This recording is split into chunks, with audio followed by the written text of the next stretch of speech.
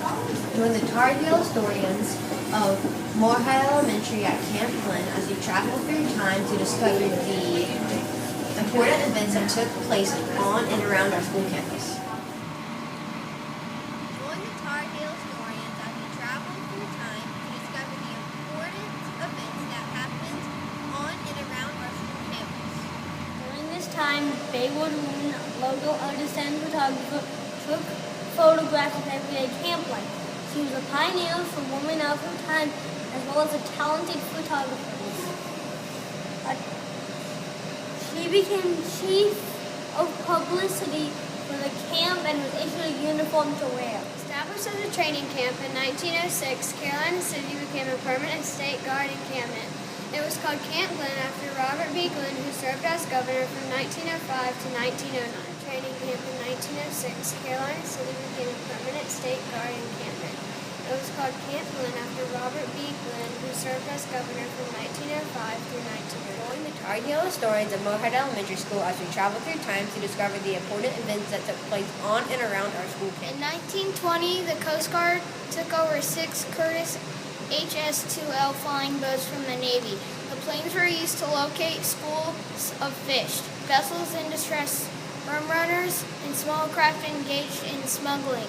In 1921, the Coast Guard ran out of funds to support this aviation program. The station was closed and the planes were said to be destroyed. The North Carolina National Guard occupied the Camp Glen from 1921 to 1941. 1911, the North Carolina Legislature obtained a 30-year lease on the land from the Norfolk Southern Railroad. In 1915, the North Carolina State Guard became the North Carolina National Guard. The camp became a training facility for troops who had served along the Mexican border. In 1911, Charles Bowles built one of the several Manhattan factories, which is located next to the impact lane. As the fish were cooked and pressed, the bony, oily fish were created an unpleasant odor to nearby neighborhoods.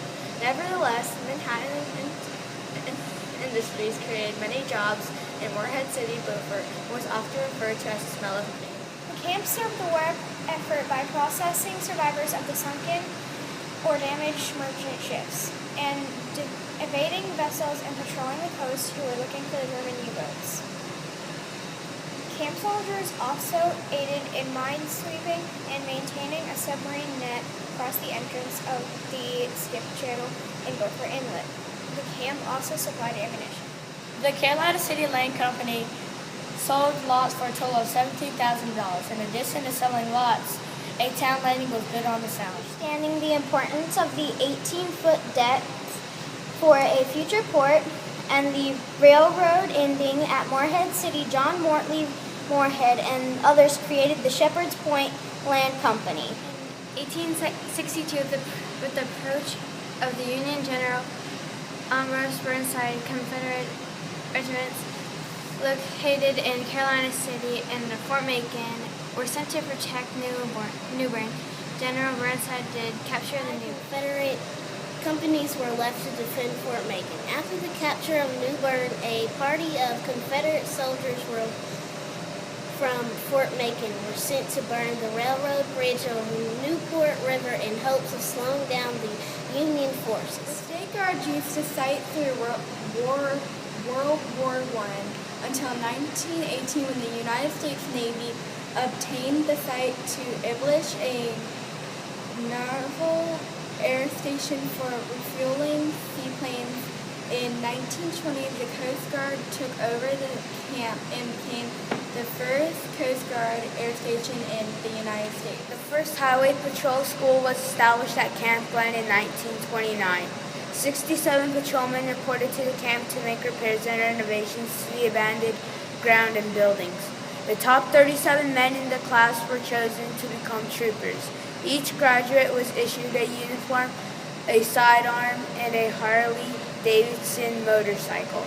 The patrol performed a dress parade in front of the Atlantic Hotel, then went on a statewide tour to encourage support for the new highway patrol program. In 1853, they purchased 600 acres of land from the Randall family.